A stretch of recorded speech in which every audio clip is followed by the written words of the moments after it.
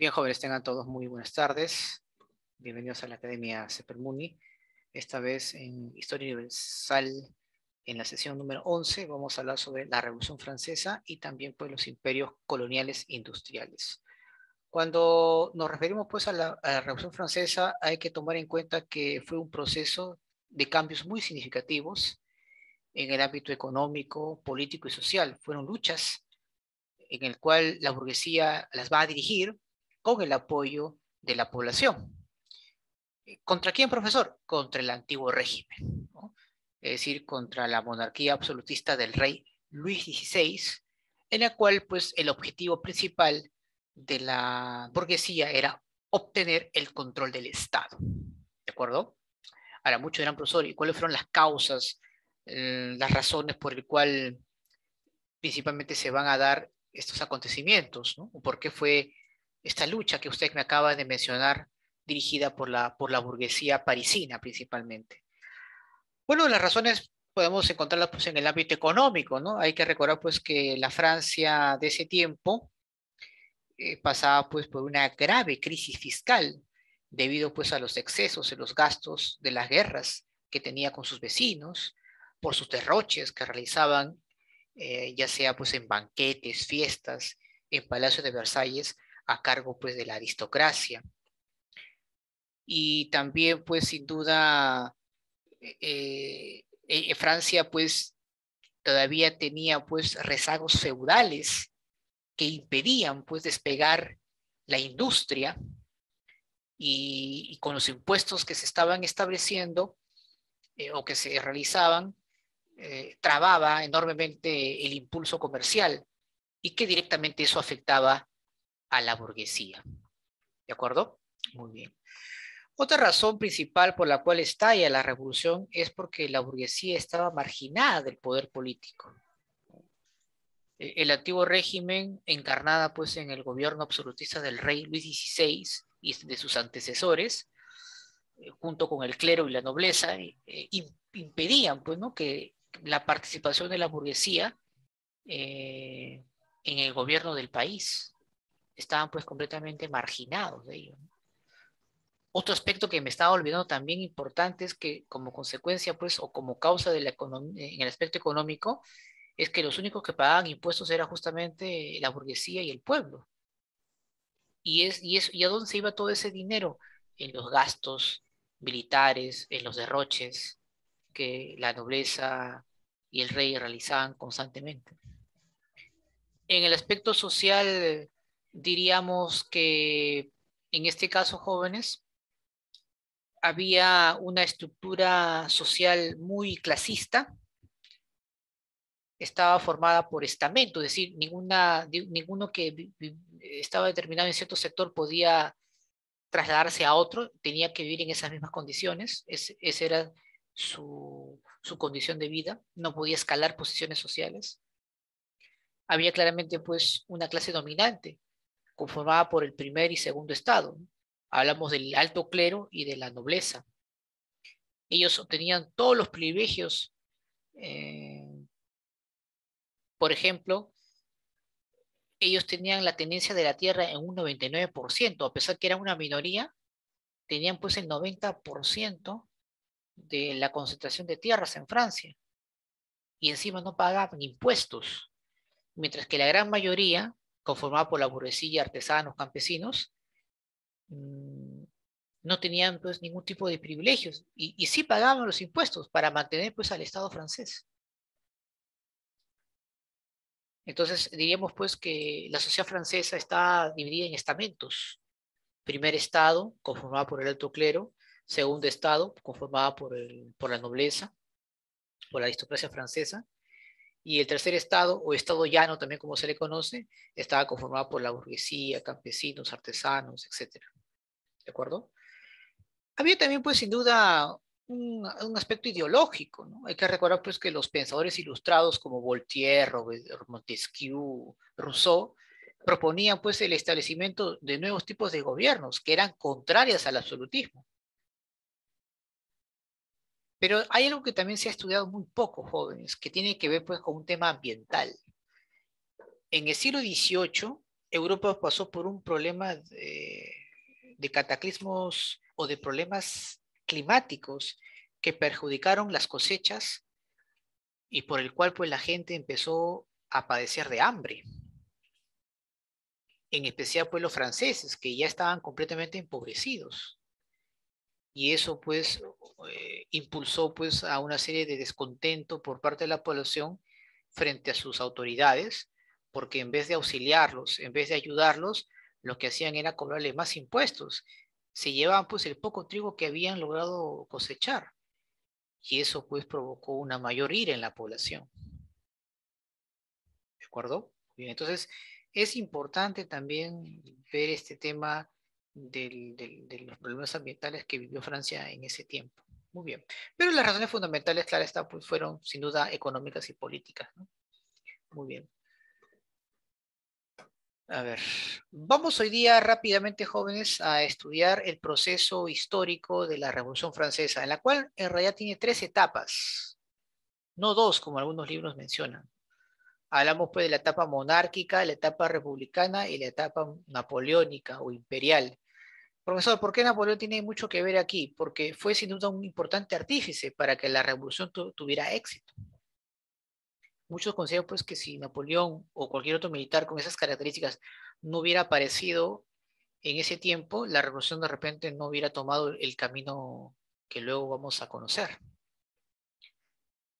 La etapa monárquica, jóvenes, está dividida en estos, o está compuesta por estos acontecimientos que vamos a ver a continuación. Por ejemplo, empecemos con la asamblea, perdón, con los estados generales.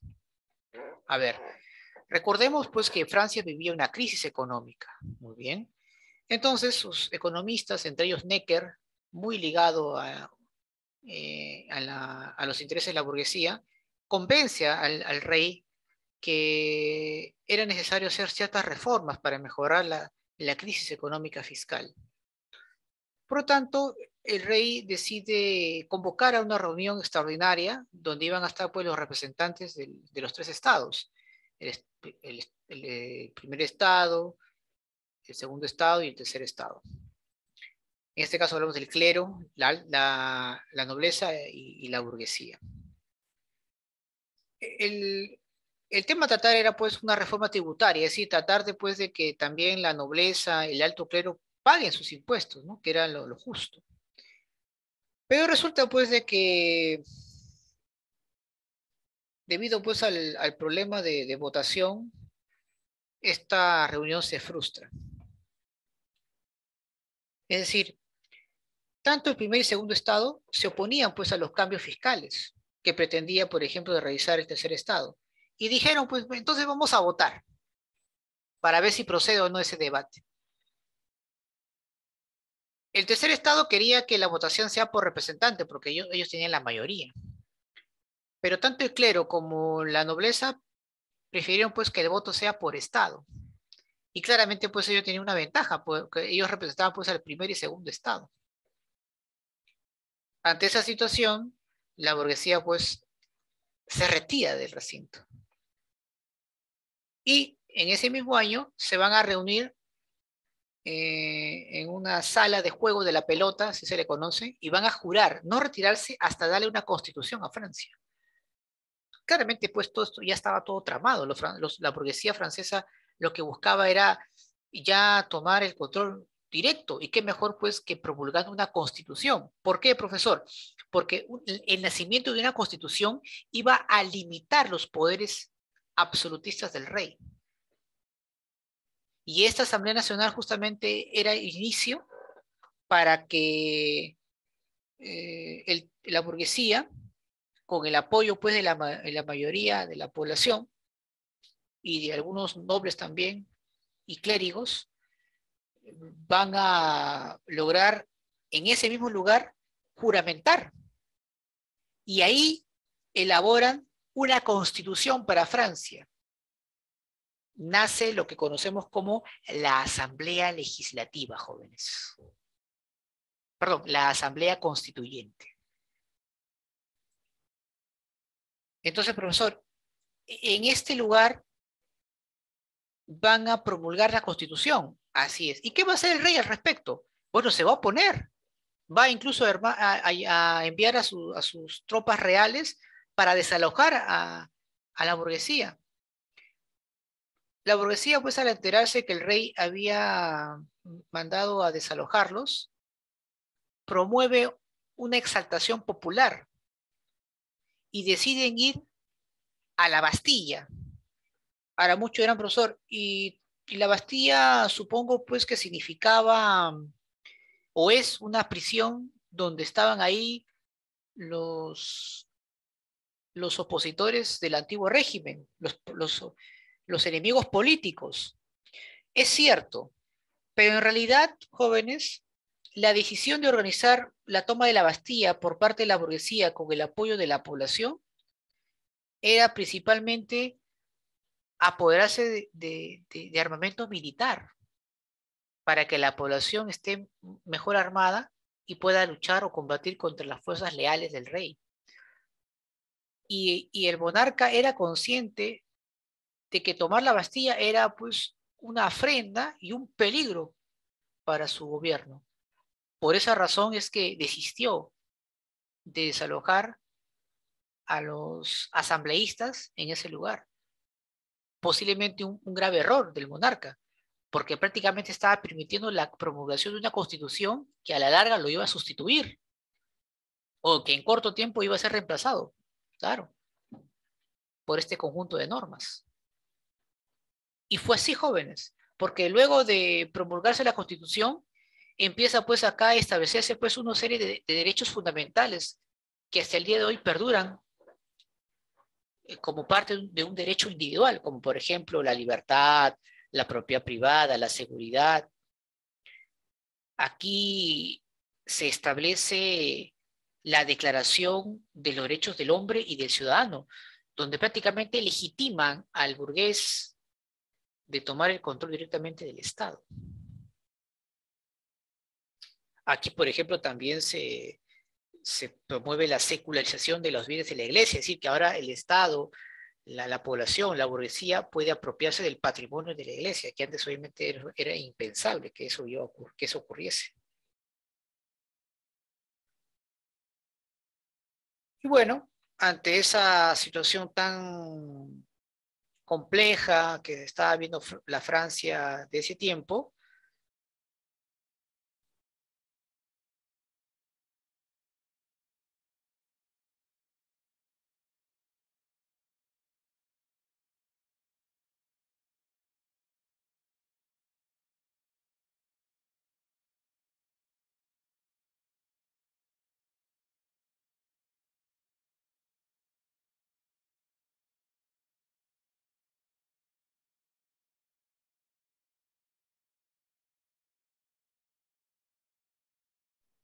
bueno, perdón, estaba mencionando pues que esta situación tan compleja que estaba viendo la Francia del siglo XVIII, bueno, final del siglo XVIII, eh, al final se empieza pues a formar los primeros clubes políticos que iban a representar, o que eran, claro, que iba a representar pues en este caso a un parlamento, por así decirlo. Estamos hablando pues del nacimiento de la Asamblea Legislativa, en el cual eh, la burguesía forma tres importantes clubes políticos, como es el caso de los fuldenses. Ellos representaban la alta burguesía y eran de tendencia monárquica, es decir, ellos querían todavía la figura del rey era importante, ¿no? Estaba conformada por la alta burguesía y muchos nobles. Estaban los girondinos, que también eran representantes de la alta burguesía y que obviamente eran de una tendencia más moderada, que claro, buscaban cambios significativos que los favorecieran a ellos, ¿no?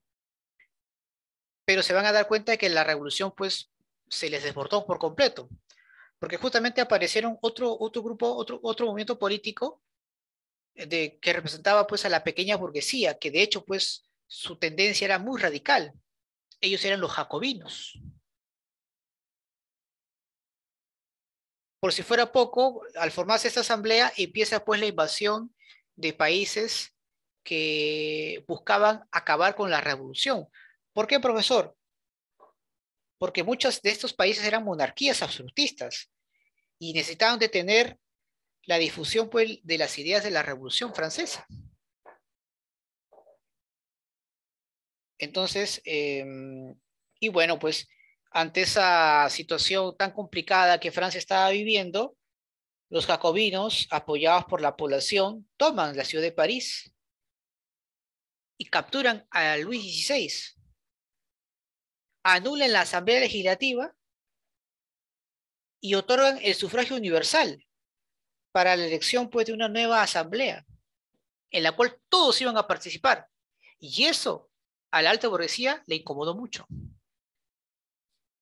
porque ellos no querían que la población tuviera una participación directa en la toma del poder. Y bueno, tras la ejecución de Luis XVI, de acusarlo pues de traidor, se funda lo que se conoce como la República. Nace la Convención Nacional. ¿Y qué es la Convención Nacional, profesor? Bueno, fue un tipo de poder legislativo formado mayormente por los jacobinos, girondinos y fuldenses, pero bajo el control de los jacobinos que tuvieron el control, es más, formaron una dictadura ahí mismo. Y se formó justamente donde había pues una crisis interna y externa. ¿Por qué? Porque por un lado habían países que querían o continuaron pues por intentar detener la revolución.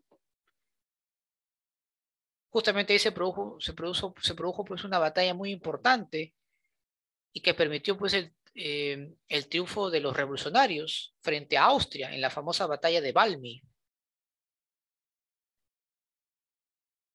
Aprovechando obviamente la situación, los jacobinos toman el poder y ejecutan a Luis XVI, como mencioné hace poco. Lo acusan pues de traidor. Claro, eso fue la excusa perfecta, pero las causas fueron distintas, ¿verdad? Las razones fueron distintas. Y bueno, las monarquías ante esa situación insisten en ir contra la Francia revolucionaria. Austria, Prusia, España, todos ellos van a estar contra la Revolución Francesa. Y muchos de estos países va a estar financiado por Inglaterra, porque Inglaterra tampoco pues deseaba que Francia tuviera éxito con su revolución. ¿Por qué? Porque ellos eran conscientes de que si Francia se vuelve un país industrializado, bajo el control de la burguesía, podría ser pues una potencia, un rival de temer en Europa.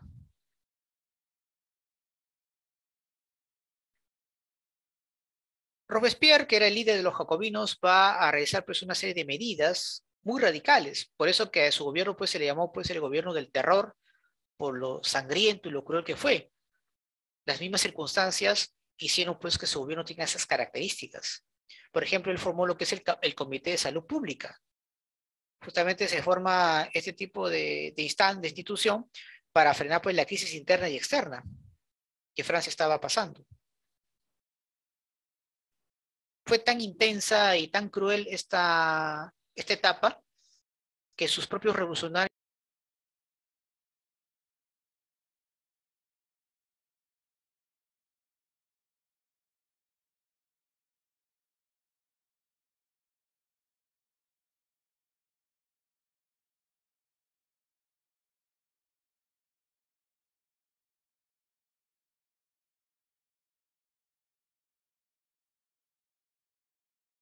Perdón, les estaba mencionando pues que la etapa del gobierno de Robespierre o el gobierno del terror fue tan intensa y cruel que incluso sus propios líderes murieron, pues.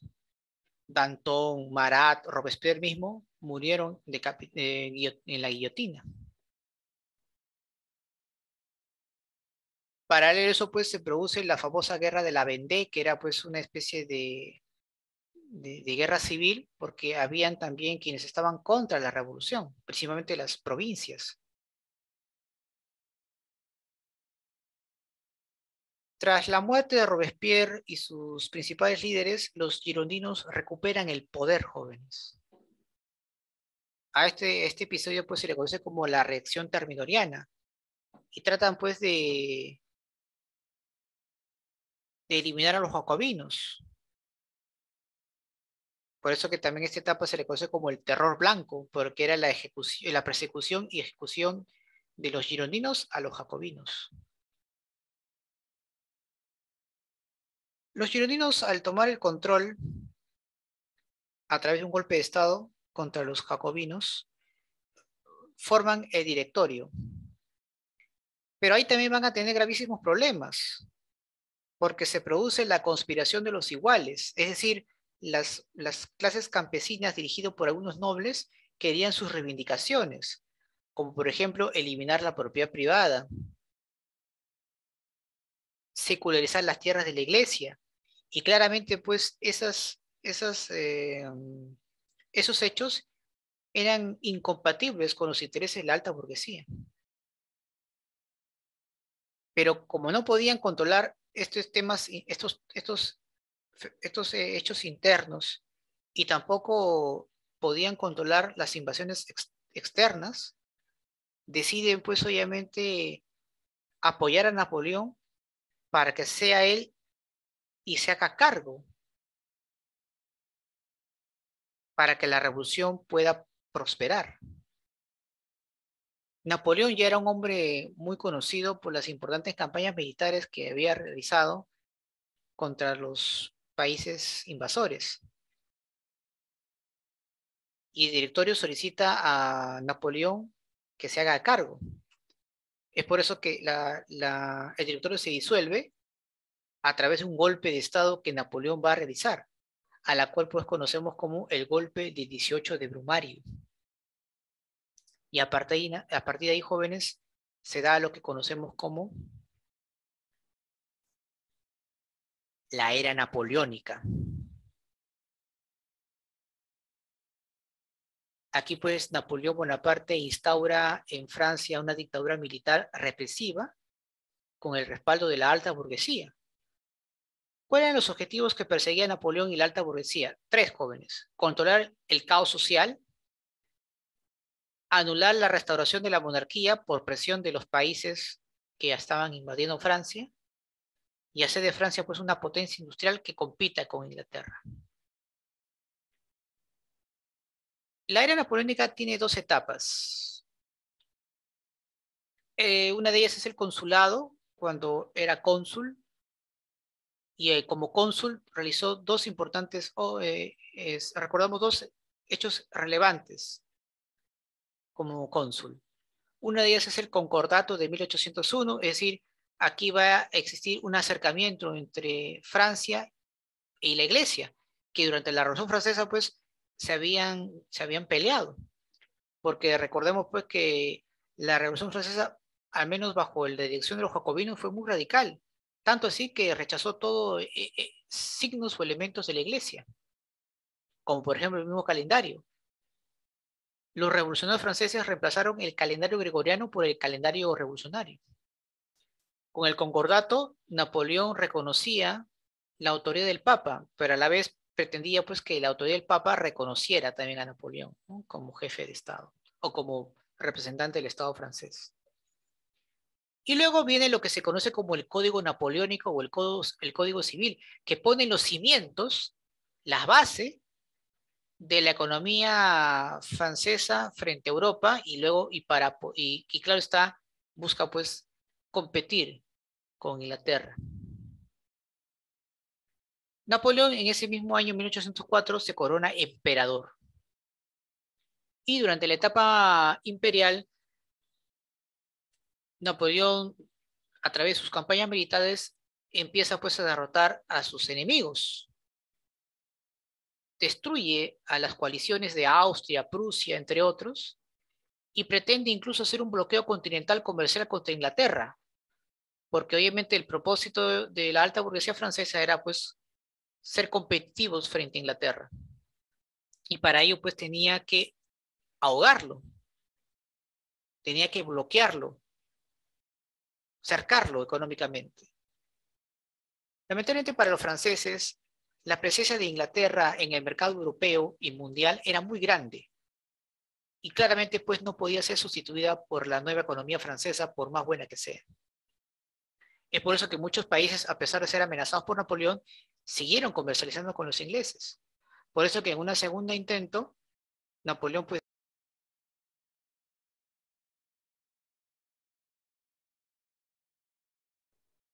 bueno, les estaba mencionando pues que en un segundo intento Napoleón nuevamente vuelve pues a obligar a estos países a que realicen tratos comerciales con los franceses y no con los ingleses, pero pues era imposible ello, ¿no?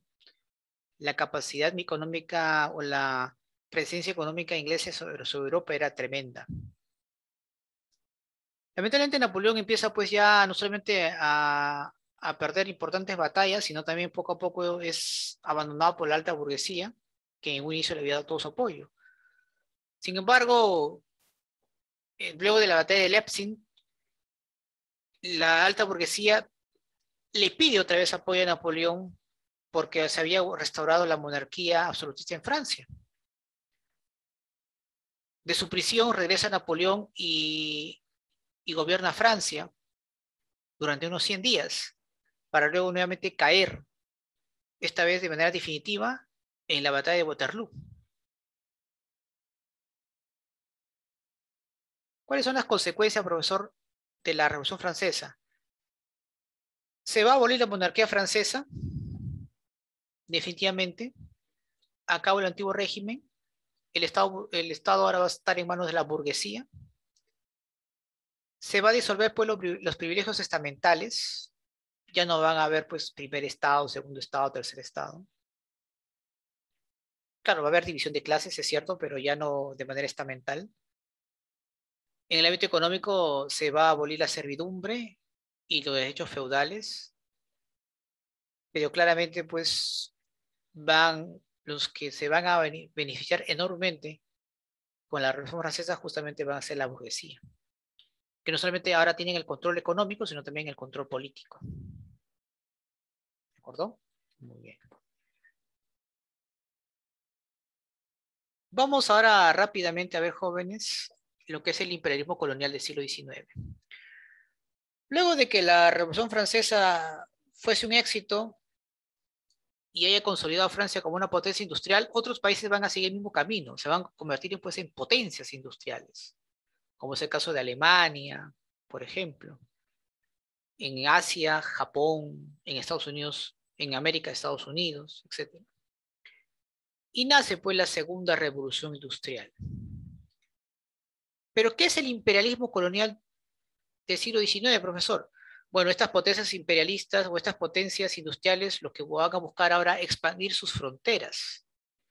Van a necesitar colonias. ¿Por qué? Porque las colonias les va a abastecer de materias primas y también de mercados donde poder vender sus productos. Ese básicamente es el imperialismo colonial del siglo XIX, donde ahora los países industrializados van a empezar a tener una mayor influencia en otros continentes. ¿Cuáles fueron las razones, las causas del imperialismo colonial del siglo XIX? En primer lugar, pues, hay una sobreproducción por parte de los países industrializados y que obviamente, como consecuencia de ello, van a buscar pues nuevos mercados donde poder vender sus productos. Tenían pues un exceso de acumulación de capitales y necesitaban pues otros lugares donde poder invertir, pero también donde poder seguir generando más riqueza y obtener pues mano de obra barata, que eso le iba a ayudar pues a obtener mejores ganancias. Y claramente pues necesitaban pues obviamente una mayor cantidad de materias primas para transformarlas, para producirlas y luego venderlas. Gracias pues a la revolución industrial, la expectativa de vida del poblado europeo, sobre todo en los países industrializados, crece. Por lo tanto, pues hay un aumento de la población. En el ámbito político se va a construir pues una serie de bases estratégicas que buscan favorecer pues el dominio geopolítico de estos países. Y bueno, lo que ellos buscan al invadir a otros continentes a otras naciones era pues el prestigio internacional, ¿no? De una dominación de países superiores, de países industrializados sobre aquellos países pues, que no han logrado alcanzar ese nivel de desarrollo. Para ello pues era importante que se implemente el factor ideológico, buscar tener una visión eurocentrista del mundo, donde a partir de ahí todo, obviamente, todo conocimiento, toda civilización, todo elemento positivo tiene que obviamente estar influenciado por Europa. Y ese pensamiento aún todavía lo tenemos.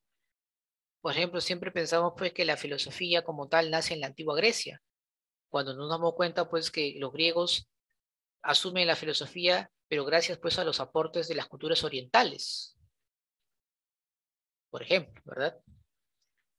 Y bueno, acá empieza pues a producirse una exaltación nacionalista, justamente lo que buscaban los países imperialistas, que como eran conscientes que algún día van a tener que enfrentarse entre ellos, era necesario pues involucrar a la población en una guerra que de hecho pues era netamente una guerra con intereses, por intereses económicos. Pero ¿cómo arrastrar toda una población a una guerra a pesar de que no era suya? Exaltando pues el nacionalismo, el patriotismo, etcétera. Características del imperialismo colonial del siglo XIX, profesor. Bueno, tenemos acá, por ejemplo, en el ámbito económico, aparecen pues, los grandes monopolios que van a controlar pues, el mercado. Surge pues, el capital financiero como consecuencia de la fusión del capital bancario con el capital industrial. Los países industrializados empiezan a apoderarse de las colonias porque saben que son fuentes de materias primas y mercados. En el ámbito político van a haber enfrentamientos, claro está, por tomar posesión de ciertos territorios. Primero van a tratar pues de llegar a diálogos, negociaciones, um, en este caso a través de acuerdos diplomáticos, y en caso que no se dé, pues a través de conflictos armados, ¿no? Que se ha dado siempre, ¿no? Entre estos países imperialistas. Incluso muchos de ellos utilizando otros países para conseguir sus propósitos. Por ejemplo, la guerra del salitre. Esta es una guerra en la cual Inglaterra promueve porque quería pues tener bajo control el salitre y utiliza a Chile para ese propósito, para arrebatarse el salitre tanto de Bolivia como del Perú, por ejemplo. Y ese mismo ejemplo que acabo de darle va a suceder pues, con otros países también, ¿no? Donde los países imperialistas van a tratar de usar estos países para lograr aprovecharse de sus recursos. Promueve pues guerras, conflictos entre vecinos para luego al final ellos apoderarse pues de las riquezas. En el ámbito social diríamos pues de que el nivel de la población, el nivel de vida de la población aumenta, pero en especial en los países imperialistas, no tanto en los países explotados. Y obliga más bien a estas colonias a que se intensifique el proceso de occidentalización, es decir, uno va a tener una mejor posición social, uno va a estar mejor atendido si cambia de conducta, es decir, que adapte las costumbres occidentales europeas y poco a poco empiece pues a olvidarse de su propia cultura, de su propia lengua, de sus propias costumbres. Es así pues que se imponen las lenguas, por ejemplo, ¿no? Como el caso del inglés o el francés, sobre las lenguas originarias de África, de América, por ejemplo. Se implementa estas ideologías donde busca justificar pues, los abusos de la expansión imperialista con el pretexto de llevar progreso a estas naciones. Se atribuye pues este concepto pseudocientífica llamada el darwinismo social, ¿no? Donde lo que busca es tratar de justificar, repito, los abusos de estos países imperialistas sobre las colonias o sobre sus colonias. Se empieza a difundir pues la idea del hombre civilizador, del hombre blanco, ¿no? que lleva cultura, que trae lo mejor y que busca el progreso, claro, como una justificación más de abuso frente a los países del tercer mundo, claro está. entre los países pues imperialistas tenemos Inglaterra, que era pues dueño de gran parte del planeta Tierra de ese tiempo. Tenemos a la India, Egipto, Canadá, Australia. Francia también no se queda atrás, ¿no? Tenemos a Indochina, Argelia, Guayana, Nueva Zelanda. Alemania llegó un poco tarde a la repartición, ¿no? Tienen ahí a las Islas Marianas, Camerún, etcétera. Y Estados Unidos pues tenía pues el control de toda América Latina a través de la doctrina Monroe, mientras que Japón hacía lo mismo en gran parte de Asia, controlando pues Corea, China, Filipinas, etcétera, ¿no? O parte de Filipinas, porque hay que recordar pues que habían colonias norteamericanas en Asia, ¿no? Luego más adelante van a haber conflictos entre Japón y Estados Unidos justamente por el control de los recursos de Asia. En fin. Preguntas, jóvenes, hasta aquí sobre el tema de historia universal. ¿Alguna inquietud, pregunta? ¿Todo claro?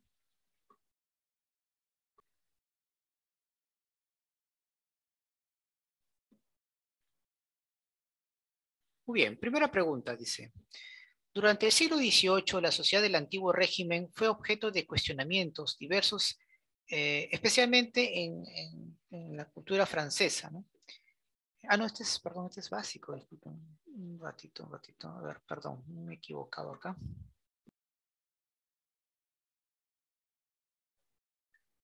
Bien, primera pregunta, dice, la Revolución Francesa es un acontecimiento en la historia universal que da inicio en la edad contemporánea y se define como la lucha de la burguesía para derrocar al antiguo régimen.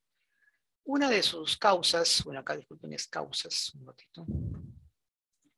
Una de sus causas fue la crisis económica del Estado francés, las ideas republicanas de Luis XVI, la derrota francesa ante sus colonos, el aumento de la producción agrícola en 1789 o las influencias de las ideas anarquistas. ¿Cuál cree que, jóvenes, fue una de las causas, ¿no?, contra el antiguo régimen? ¿Se acuerdan que habían 4 causas? Una de ellas, ¿cuál podría ser? A ver, ¿se acuerdan de la crisis fiscal? Los impuestos que tenían que pagar la burguesía y el pueblo. La crisis económica, ¿no?, del Estado francés. ¿Ya? Entonces, olvidar esa parte. Muy bien, muy bien. Número 2.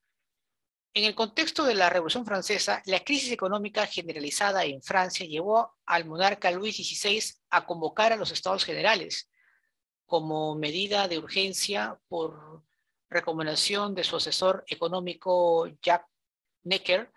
El objetivo de esta convocatoria, ¿cuál fue? A ver, justamente les había comunicado hace poco, ¿no? ¿Cuál fue el propósito de esta reunión?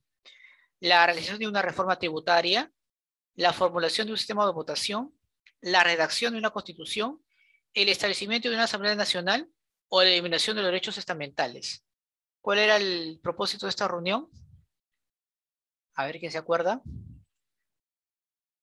Una reforma tributaria, ¿ya? Te vas a olvidar, ¿ah? Ya, muy bien, muy bien. Continuamos entonces. Durante la Revolución Francesa y específicamente en la etapa de la Asamblea Constituyente, dice, C, acontecimiento fundamental en el desarrollo del proceso revolucionario. A ver, ¿qué ocurrió en la etapa de la Asamblea Constituyente? Se hizo juramento de los diputados en la sala de juego de la pelota, enunció la declaración de guerra contra Austria y Prusia, emitió la declaración del derecho del hombre y del ciudadano, o realizó una convocatoria para los representantes para los estados generales, o se dio pues un asalto de la plebe de París al Palacio de las Tullerías. Claramente ahí pues se dio la declaración de los derechos del hombre y del ciudadano, ¿verdad? Muy bien, esa es la letra C. Muy bien. Dice, la Revolución Francesa tuvo un largo proceso dividido en 3 fases. La primera fue la monárquica, constituida por los Estados Generales, la Asamblea Nacional y la Asamblea Constituyente. No, y la Asamblea Legislativa. La segunda fue la República, constituida por la Convención Nacional, el Directorio y el Consulado. Y la tercera fue el Imperio, dirigida por Napoleón Bonaparte. ¿Cuál de los siguientes eventos perteneció a la fase republicana? Ojo, mira, ahí está. Así te va a venir esas preguntas. El establecimiento del Comité de Salud Pública y la aprobación de la ley de los sospechosos, bueno, eso lo hizo Robespierre en la etapa de la convención. Podría ser, porque es de la República. El retiro del Estado llano debido a las discrepancias por el sistema de votación, a veces fue en la etapa monárquica, ¿no? En la Asamblea General, o perdón, en los Estados Generales. La victoria de Napoleón en la batalla de Austerlitz, considerada pues la batalla modelo, bueno, esa es en la etapa imperial. El juramento del Estado llano en la sala de juego de la pelota, bueno, ese es en la Asamblea Nacional, perdón, en la Asamblea Constituyente, que era en la etapa monárquica. Entonces, ahí, ¿cuál sería la respuesta? La letra A, ¿verdad? Claro, muy bien, excelente. Continuamos. Dice, el intento del rey Luis XVI de huir hacia Austria y el llamado que hizo a la corona austriaca para intervenir contra la Revolución Francesa, ¿qué provocó? ¿El fin de la monarquía constitucional? ¿El ascenso político de Napoleón Bonaparte?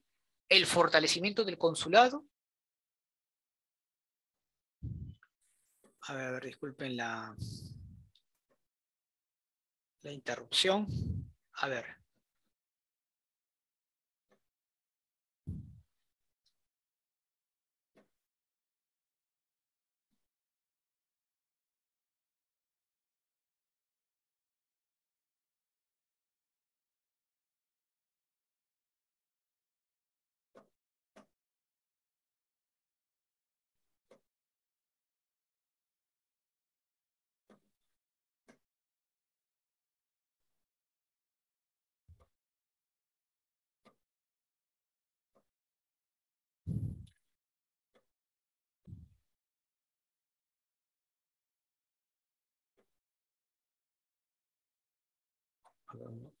¿Me escuchan, chicos? Está un poquito de interferencia. ¿Se me escucha? A ver, por favor, comenten algo. A ver.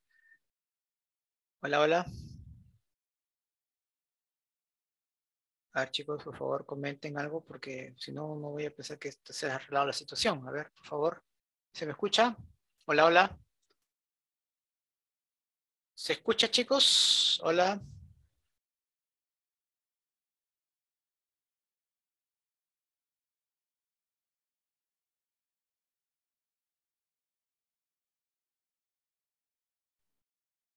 A ver, vamos a ver si ahora podamos ver un ratito. A ver, muy bien. Me había quedado pues en la número 5, si no me recuerdo, ¿verdad? ¿Se me escucha, no, chicos? Chicos, a ver, por favor, comuníquense. Sí, profesor, se le escucha, pero con dificultades, así como que si se le va el internet un poco. Sí, me estoy dando cuenta. Gracias, muy bien. Te voy a hacer un poquito más la voz o más lento, ¿ya? Gracias. A ver, la número 5 me había mencionado pues que dice, ¿no? El intento de rey 16 de huir hacia Austria y el llamado que hizo la corona austríaca para intervenir contra la Revolución Francesa provocó, obviamente, pues, el fin de la monarquía constitucional, ¿verdad? Que eso hizo pues que los jacobinos aprovechasen la situación y decidieran pues eliminarlo, ¿no? Entonces, muy bien, entonces esta es la respuesta, la A. 6. Sí, 6. En 1792, después de la batalla de Valmy, la Asamblea abolió la monarquía e implantó la república. Entonces, el poder pasó a manos de que concretó los poderes ejecutivo y legislativo. A comienzo lo controlaron los o moderados. Bueno, ¿quiénes eran los moderados? Los girondinos, ¿no? Pero luego fueron desplazados por los que eran los radicales. Claramente, pues estamos hablando de primero de los girondinos y luego de los jacobinos. Pero en este caso, ¿de quién estamos hablando? ¿De la letra C o la D? A ver, hay que recordar pues que al estarse la República pasó a manos primero de quienes, bueno, en este caso eh, quienes concentraron pues el poder va a ser pues sin duda pues la convención nacional, que primero va a estar a cargo de los gironinos para luego dar paso a los jacobinos de tendencia más radical. Por lo tanto, la respuesta es la D de dedo. Ya, muy bien.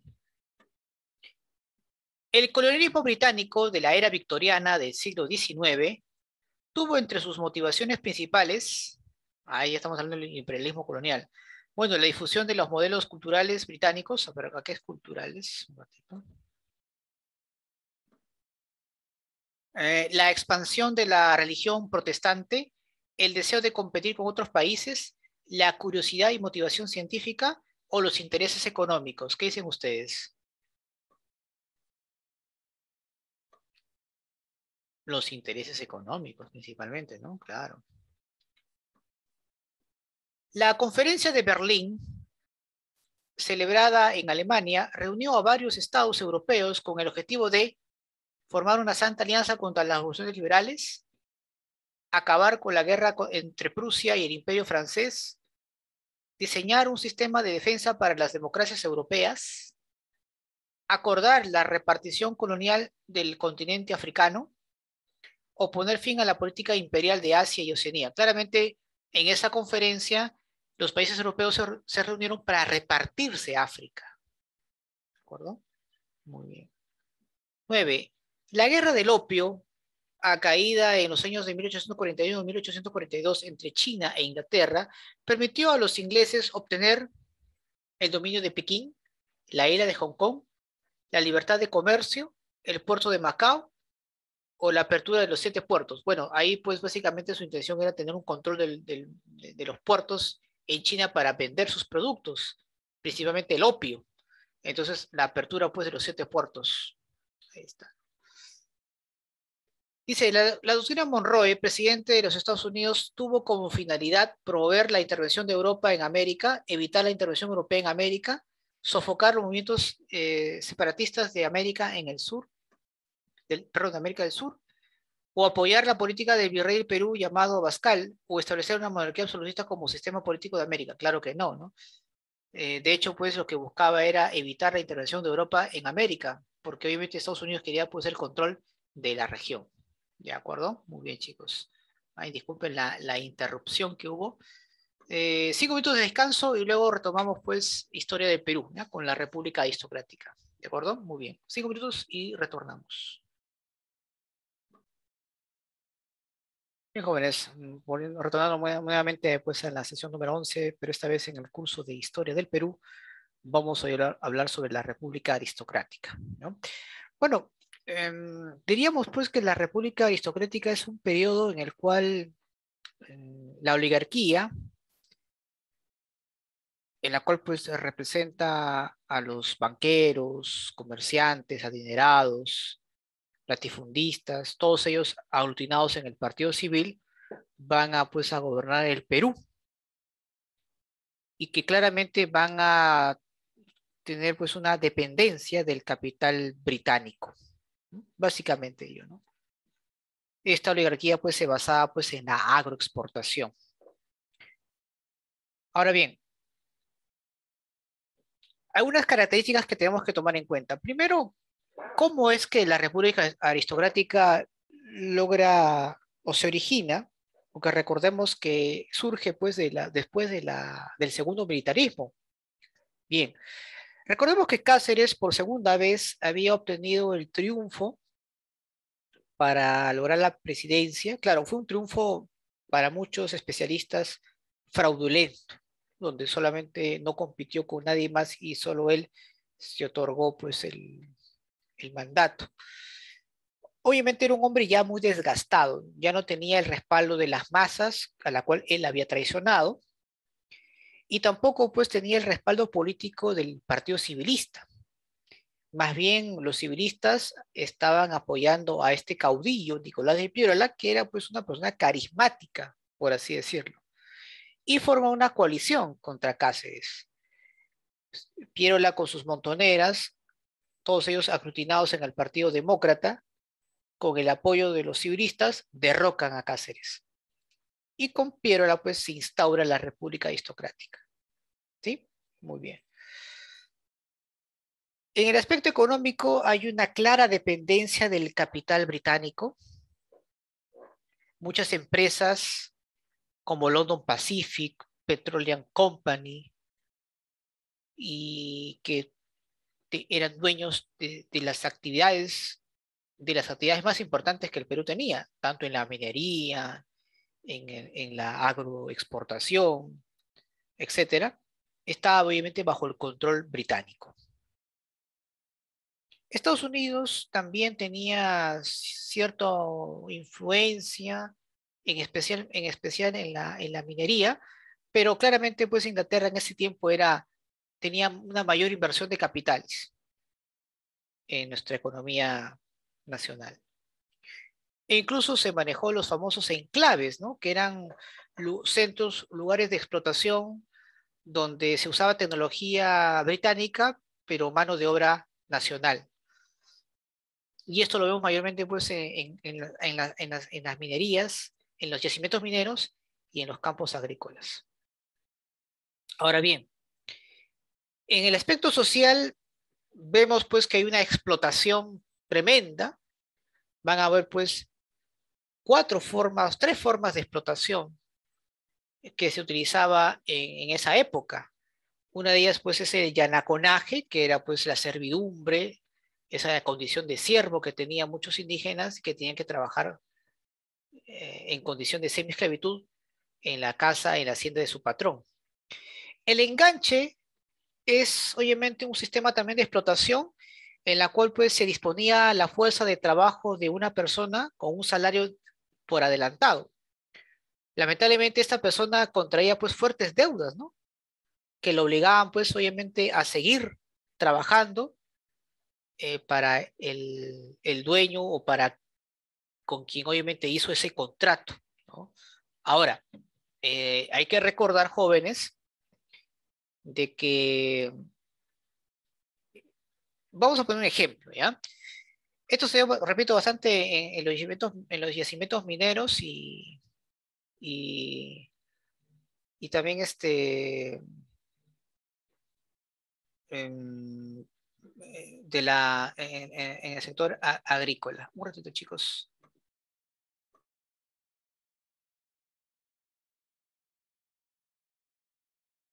Vamos a poner un ejemplo, chicos. Imagínate pues que yo soy una persona que necesita trabajo, ¿no? No tengo nada, necesito obviamente ganar mi salario para sostenerme. Muy bien. Entonces, aprovechando esa condición, hay personas llamadas los enganchaderos o también el enganchador, así se le llama pues a esta persona, que por lo general pues eran los propietarios mismos de esos yacimientos mineros o alguien que trabajaba para ellos. Entonces te hacen un contrato, te dicen, está bien, vamos a hacer un contrato de un año, vas a recibir tanto eh, por cierto tiempo. Ya, muy bien. Lo interesante acá es que ellos te pagan por adelantado, o sea, te pagan el sueldo del año, pero obviamente tú tienes que ir a trabajar en ese lugar y claramente pues tienes que hospedarte, alimentarte, conseguir los materiales o herramientas, ¿no? Y eso te genera un costo pues que al final resultó muy alto y que obviamente no fue suficiente para cubrir, ¿no? Y para poder, en este caso, mantener el contrato vigente. Es decir, mis gastos fueron superiores a la permanencia que yo iba a estar en ese lugar por el contrato. Por ejemplo, si mi sueldo era 1.000 por ese año, ya mi dinero se había gastado con todo lo que había ¿no? Realizado en alimentarme, en hospedarme. Justamente, ¿por qué? Porque en esa zona donde se realizaban esos trabajos, los costos de vida eran altísimos. Lo hacían obviamente con una intención, ¿no? De obviamente endeudarlo. Para obviamente cuando esta persona, pues, al estar completamente endeudada, lo que hacían era, pues, seguir trabajando hasta pagar su deuda. Prácticamente, pues, trabajaban gratis. Mucha gente, pues, iba a trabajar por contratos de 1 o 2 y salían en 3 o 4 años, ¿no? Entonces, esa era una manera de explotarlos. Tú dirás, profesor, ¿y por qué el gobierno no hacía nada, las autoridades? Porque muchas de las autoridades, incluso gobernantes, eran propietarios justamente de esos lugares. Y obviamente, pues, ellos estaban de acuerdo con esa forma de explotación que se daba. Profesor, ¿y la habilitación qué cosa es? Bueno, la habilitación es también el enganche, pero en la Amazonía. ¿Y qué eran las correrías? Era la persecución y captura de aquellas personas que se habían escapado para no ser explotadas por eh, mercenarios contratados por los empresarios para obviamente obligarlos a seguir trabajando. Prácticamente vivían pues en condiciones infrahumanas, eran pues maltratados y, prácticamente pues eran considerados pues como peor que animales o cosas, ¿no? Vean acá, por ejemplo, la imagen, ¿no? Cómo están estas personas han sido capturadas y encadenadas, obligadas a trabajar en la explotación del caucho en la Amazonía peruana y brasileña, por ejemplo. Y bueno, también hay que tomar en cuenta que acá empezó a haber una mejor organización de los trabajadores que estaban empezando pues a laborar en las primeras fábricas que se estaban eh, construyendo aquí en la capital principalmente. Y eran movimientos pues mejor, cada vez mejor organizados. Y mayormente pues muchos de sus movimientos o de sus reclamos se basaban pues en el anarcosindicalismo, una forma, una tendencia eh, que va a ser acogida por la clase trabajadora principalmente en el Perú para poder luchar contra sus explotadores, ¿no? En este caso los empresarios. Muy bien. Y bueno, en el aspecto político, el Estado peruano, pues, en este caso, representada por la oligarquía, siempre intentó, pues, marginar, intentó desplazar a las clases populares para evitar, pues, que puedan tener acceso a la vida política, ¿no? Van a sentirse excluidos. Y nunca promovió pues una formación de un Estado-nación que permita pues esa integración, ¿no?, nacional. Ese era un problema, ¿no? Nuestra clase dirigente carecía de un proyecto nacional, ¿no?, lamentablemente. Muy bien, continuamos. Perdón, un ratito, ya está. La oligarquía básicamente se sustentaba de tres elementos, ¿no? Del capital extranjero, principalmente británico, principalmente en el mundo de las finanzas, de la minería, del comercio y la agroexportación, y también pues del gamonalismo, que eran pues sus aliados en la cual pues ellos oprimían, sometían a las clases, a las masas campesinas y los tenían pues sometidos bajo condiciones terribles. Y también se basaba su poder en la clase trabajadora, que obviamente realizaban su actividad bajo el control del capital británico en muchos casos. Pero esas clases trabajadoras empezaron a tener una mejor organización y van a luchar pues contra los gobiernos oligárquicos para buscar pues ciertas reivindicaciones, ¿no?, que en muchos casos sí lo van a obtener, ¿no? En algunos aspectos, claro está, no en todo, claro, ¿no? Muy bien. Vemos acá justamente pues las principales actividades que se dieron durante la República Aristocrática. Por ejemplo, en la agricultura va a haber una exportación del azúcar y el algodón. Las clases dominantes que van a controlar esta actividad, pues de hecho pues, representan a la oligarquía, que muchos de ellos pues van a luego llegar a ser presidentes o tener cargos importantes en el Estado peruano. Ahí la forma de explotación que se da pues es el enganche. La minería también pues era una actividad de exportación, mayormente habían inversiones norteamericanas, se exportaba el cobre y también la forma de explotación era el enganche. La ganadería mayormente se daba esto en la sierra sur del país. También se exportaba lana, es decir, materia prima para que en otros lugares se transformase en bienes de bien terminado. Estaba bajo el dominio de los gamonales, es decir, los terratenientes que explotaban a las masas campesinas bajo el sistema de explotación del yanaconaje. Y por último tenemos al caucho. Era un producto muy valorado en el mercado internacional porque la materia prima de ellos se elaboraba pues los neumáticos, ¿no? Era tiempos donde el automóvil, la aviación estaban creciendo enormemente y los empresarios se dedicaban pues justamente a la explotación del caucho utilizando pues a los nativos para su explotación, pero obviamente utilizando mecanismos de sometimiento y de esclavitud, ¿no? A este tipo de explotación pues se le llamaba correrías.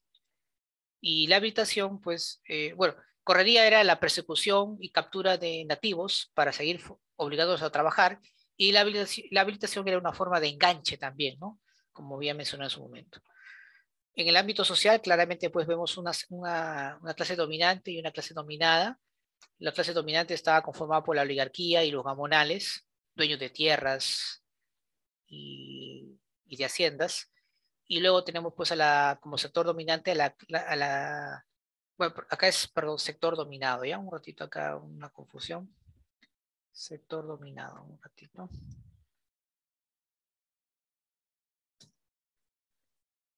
Ya está, muy bien. Bueno, claramente pues vemos aquí que está conformado por los obreros, indígenas, etcétera. Y bueno, una de las características pues, del aspecto político de la República Aristocrática era que estaba bajo el control de ciertas familias, un grupo de familias poderosas, conformada la oligarquía, muchos de ellos se integraban al Partido Civilista, no había una ausencia de un Estado-nación, no había un proyecto nacional que pueda integrar a todos los peruanos, y claramente pues era racista y excluyente, marginaba pues a las clases populares, los menospreciaba tremendamente. Aquí vamos a ver pues algunos aspectos o algunas características de los gobiernos de la República Aristocrática, ¿no? Por ejemplo, con Pierola hubo cierta estabilidad política y económica, implementa lo que es el impuesto a la sal, ¿no? En la cual les va a servir para financiar sus obras públicas.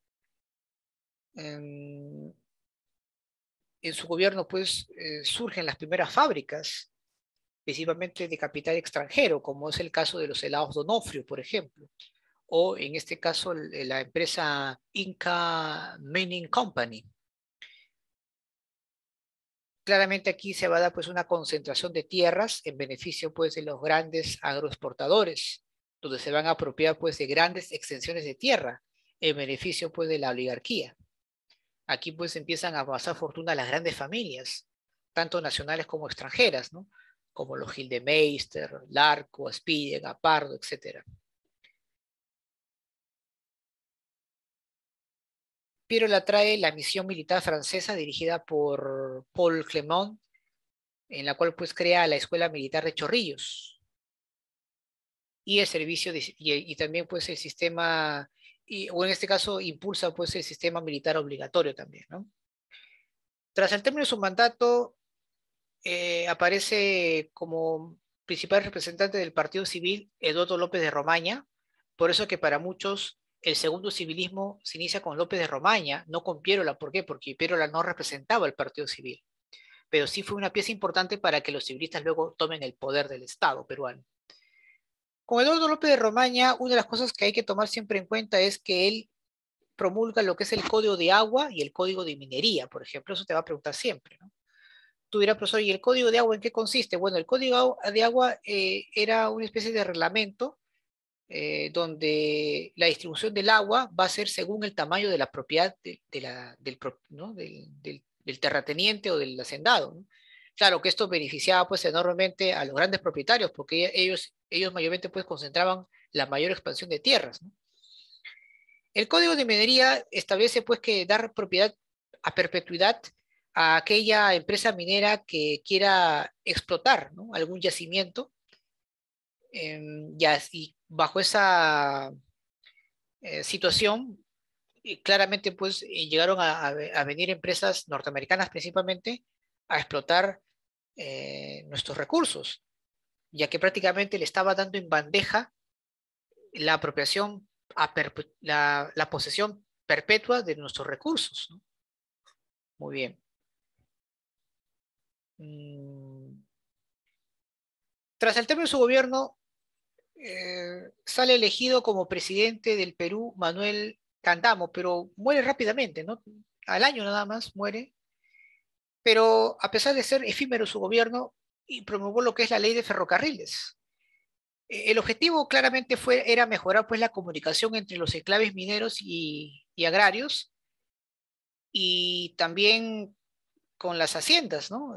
Laneras del sur del país. Claro, eso beneficiaba pues a los poderosos, ¿no? Que se dedicaban pues justamente a ese negocio. Tras la muerte de Gandamo, pues asume como nuevo presidente del Perú el hijo del fundador del Partido Civilista, me refiero en este caso a José Pardo, y justamente en su gobierno se empiezan a formar los primeros movimientos obreros que van a tambalear su gobierno. Entre los principales sindicatos tenemos pues la Estrella del Perú, la Unión Textil de Vitarde, etcétera. Y ahí donde surge pues la idea, la ideología del anarquismo, donde propone pues oponerse a todo tipo de Estado y leyes. Y el principal impulsor del anarcosindicalismo acá en el Perú va a ser pues nada más y nada menos que Manuel González Prada. Y va a realizar una importante reforma educativa. Por ejemplo, establece pues la primaria gratuita, escuelas nocturnas para los trabajadores, funda pues la Escuela de Artes y Oficios, que va a estar dirigida por Pedro Paulet, y también pues le va a dar un mayor presupuesto a la Universidad de San Marcos. Claro, esta reforma educativa se basaba principalmente ante una presión por parte de Inglaterra, porque se dieron cuenta pues de que si querían invertir, si querían industrializar, por así decirlo, o impulsar la construcción de fábricas, era necesario pues tener trabajadores que puedan manipular esas maquinarias, pero no había pues mucho analfabetismo en el Perú, mayormente pues de condiciones campesinas. Entonces, si querían una mano de obra barata, tenían que capacitarlos, tenían pues obviamente que tener gente que pueda utilizar estas herramientas, estas maquinarias. Por eso que presiona al gobierno de Pardo para que haga pues una reforma educativa donde exista pues un mayor acceso a la educación, donde el analfabetismo pues poco a poco se vaya cerrando, vaya disminuyendo y formar pues futuros trabajadores que puedan ser empleados de fábricas, ¿no? Ese era el propósito principal de la reforma educativa. Tras el término de su gobierno, sale a la palestra Augusto B. Leguía, que ya había sido ministro de Hacienda de Pardo en su gobierno, y bueno, con él pues se inicia un paro general. Esto obligó pues a Leguía a promover leyes que puedan apaciguar el reclamo popular, como por ejemplo lo que es la ley de accidente de trabajo, en la cual pues ante un accidente inesperado, la empresa se hacía cargo pues del accidentado y de su familia, ¿no? En caso tuviese. Lamentablemente en su gobierno van a haber muchos problemas limítrofes con Brasil, Bolivia y Chile. Por eso que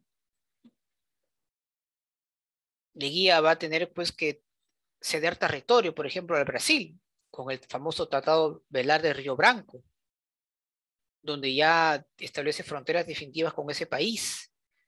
Con Bolivia también firma el Tratado Pulo Bustamante, ¿no? Donde también van a limitar pues fronteras, ¿no? Para evitar futuros conflictos con ese país. Tras el término de su gobierno surge pues un presidente que al igual que Leguía no eran del Partido Civilista, pero que era muy popular con la gente. Digamos que Billinghurst fue un presidente que recibió el apoyo de la clase trabajadora, que fue el único que luchó por sus reivindicaciones, como por ejemplo dio la ley pues la jornada de 8 horas, pero solamente en el puerto del Callao. Lamentablemente pues como era una persona que buscaba muchas retribuciones en beneficio de las clases populares, eso no va a ser bien visto por la oligarquía agroexportadora y a través de Óscar Benavides realiza un golpe de Estado. Claro, si bien es cierto, Billinghurst en su momento quiso disolver el Congreso, pero obviamente era inviable porque la mayoría pues ahí eran del Partido Civilista, ¿no? Pero claramente pues los civilistas también se dieron cuenta que Billinghurst era una persona que no era pues acorde a sus intereses y es por eso que fue depuesto del cargo. Oscar Benavides va a gobernar el país justamente cuando estalla la Primera Guerra Mundial. Y una de las consecuencias justamente de la Primera Guerra Mundial es que Inglaterra empieza a tener cada vez menos fuerza en América Latina. Tanto es así, por ejemplo, que muchas empresas británicas que explotaban petróleo y otros recursos en el Perú le van a ceder esos beneficios a los norteamericanos. Por ejemplo, en la Bray Pariñas, donde se explotaba petróleo, la empresa inglesa Loton Pacific y Petroleum Company venden sus acciones a la empresa Standard Oil, una de las empresas más importantes de explotación de petróleo, cuyo dueño pues era el gran multimillonario Rockefeller. Y ahí pues donde surge la International Petroleum Company, la IPC, ¿no?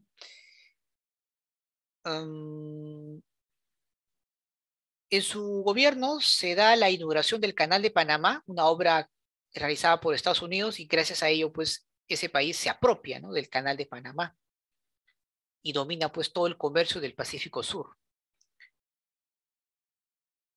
Y otro aspecto importante aquí durante su gobierno es que al ver pues que ya la situación está un poco más calmada, las clases populares empezó pues ya no estaba tan agitada por el derrocamiento de Billinghurst, asume el poder José Pardo, ¿no? Y José Pardo en este caso, ¿qué importantes acontecimientos se van en su segundo gobierno? Bueno, se va a dar un boom exportador, principalmente pues en metales preciosos como el cobre, gracias pues a la demanda de Europa durante la Primera Guerra Mundial.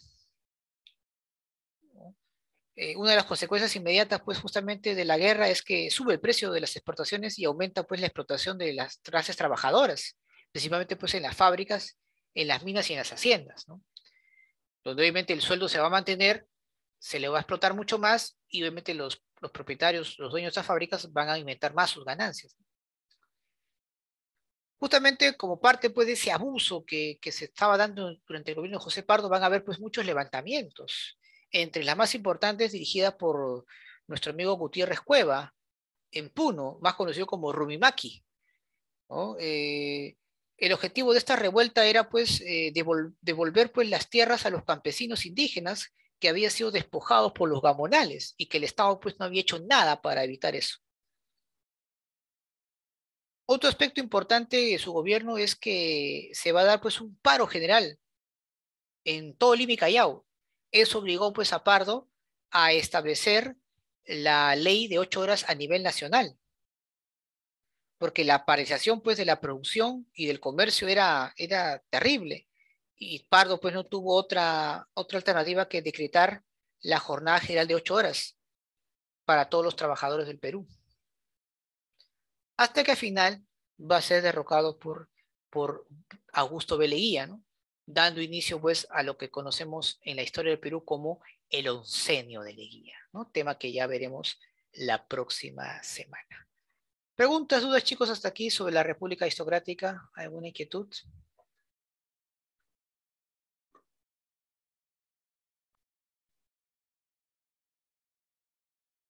Bien, primera pregunta, dice, en el Perú, una característica de comienzos, bueno, en el Perú una característica de comienzos del siglo XX fue la relativa estabilidad política. ¿Qué partido político predominó durante la República Aristocrática? ¿El Partido Demócrata, Radical, Constitucional o el Partido Civil, jóvenes? A ver, ¿quién se acuerda? El Partido Civil, ¿no? El Partido Civilista, ¿no?, fundado por Manuel Pardo y Lavalle. 2. La demanda de materias primas en la fase del imperialismo favoreció las exportaciones peruanas. Indique los productos agrícolas que más se exportaron del Perú durante la República Aristocrática. A ver, guano no creo, ¿no? Guano ya no. Azúcar y algodón, caucho y salitre, salitre ya no. Algodón y textiles, no, obviamente azúcar y algodón, ¿sí o no? Muy bien, ahí está. ¿Ya? Muy bien. Continuamos. A comienzos del siglo XX, el Estado peruano buscó definir nuestras fronteras con los países vecinos. Durante el primer gobierno de Leguía se delimitó las fronteras con Bolivia y Brasil. La frontera peruana-brasileña se delimitó definitivamente con el tratado. ¿Con qué tratado, jóvenes? ¿Se acuerdan o no? Tratado Velar de Río Branco. ¿Ya? Muy bien. Sigamos. Fueron diversas las formas de explotación durante la República Aristocrática. Señale la forma de explotación social que predominó en las haciendas costeñas y en las minas de la Sierra Central. ¿Cuál, jóvenes? ¿Cuál fue? A ver. ¿La habilitación o el enganche? ¿Qué dicen ustedes? Enganche. El enganche, claro, ¿no? La habilitación fue en la Amazonía peruana. Muy bien. Continuamos. A comienzos del siglo XX, Alemania, Estados Unidos se disputaban el control mundial. Esto afectó también al Perú, donde a partir de 1914 el capital norteamericano se hizo predominante en la economía peruana, o preponderante en la economía peruana, lo que significó el inicio de la deuda externa, el inicio del proceso de industrialización, el incremento de la exportación de manufacturas o el desplazamiento del capital británico. Claro, el capital británico es desplazado por el capital norteamericano, ¿no? Y se consolida, pues, o se inicia durante la época del oncenio de Leguía. Claro, muy bien. La rebelión de Gutiérrez Cueva, o sea, Rumimaki, fue motivada principalmente por qué, jóvenes? Por la cruel explotación del campesino en las haciendas azucareras, por el abuso del gamonal en la Sierra Sur, por la crisis fiscal durante la Primera Guerra Mundial, o por la lucha obrera a través de la ideología socialista. Obviamente por el abuso de los gamonales en la Sierra Sur, ¿no? Porque Rumimaki se rebeló pues en Puno, ¿no? Por el abuso pues de los gamonales. Muy bien. 7. El conjunto de familias que tenían como poder la propiedad de la tierra, las inversiones mineras, el comercio de importación y exportación y de la banca, fue conocida como la oligarquía, ¿no? Oligarquía, muy bien, muy bien. El periodo caracterizado por el dominio político de la oligarquía civil, dedicada a la agroexportación, vamos a poner acá un poquito, agroexportación, ¿ah? Minería y las finanzas, por medio del partido civil, es denominado sociedad estamental, patria nueva, república práctica o república aristocrática. La república aristocrática, ¿no? Muy bien. El principal mecanismo por el cual se conseguía mano de obra barata en la hacienda y la minería durante la República Aristocrática fue denominado el enganche, ¿no? El enganche. Muy bien. La Sociedad Anónima Recaudadora de Impuestos, fundada por el gobierno de Pierola, estaba integrada por el Banco Italiano, el Banco del Callao, el Banco del Perú y de Londres, además de la Cámara de Comercio de Lima. El objetivo del Estado fue dar la concesión del cobro de impuestos a empresas privadas, nacionales y extranjeras. ¿A cambio de qué? De obtener préstamos de estas empresas para cubrir sus déficits presupuestarios cuando el Estado lo necesitaba, pagar la deuda externa con los tenedores de bonos de la deuda peruana no considerada por el contrato Grace. Acá.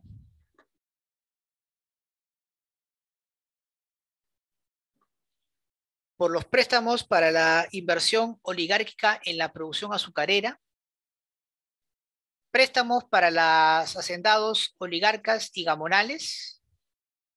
¿Cuál de ellas, jóvenes, crees que sea la respuesta? A ver, esa te la dejo sino como tarea. Está interesante, ¿eh? A ver, te dejo ahí a tu criterio, ¿ya? Vamos a ver, continuamos. Señale la opción que presente un acontecimiento ocurrido durante el primer gobierno de José Pardo y Barreda. A ver, su primer gobierno, ¿ah? El establecimiento de las 8 horas de trabajo para los obreros, bueno, eso fue en el segundo gobierno, no lo es. Impulso del proyecto de legislación laboral Matías Manzanilla, ajá, eso sí fue en su primer gobierno. Fundación de la Escuela de Ingenieros, no, esa no fue. Promulgó la ley de accidente de trabajo y derecho de huelga. Bueno, el accidente de trabajo fue por de Leguía y derecho a la huelga por Billinghus, así que no es, por lo cuanto la respuesta es la letra B, ¿no? A ver, la 12, tú mismo eres, a ver, vamos, tú puedes. El ingreso de la inversión privada extranjera se facilitó a través de las normas legales que durante la República Aristocrática se dieron en el gobierno de quién?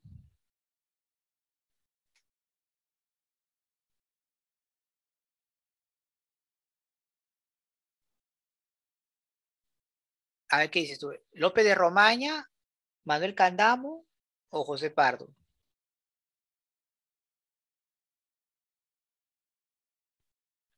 Recuerden que Lope de Romaña había establecido pues el código de minería, el código de agua, ¿no? Claro, muy bien. Ya, muy bien. Entonces te dejo la número 10 ahí para que lo analices, ¿ya? Muy bien. Vamos entonces, un pequeño break para luego ya terminar con la clase de economía, chicos, ¿sí?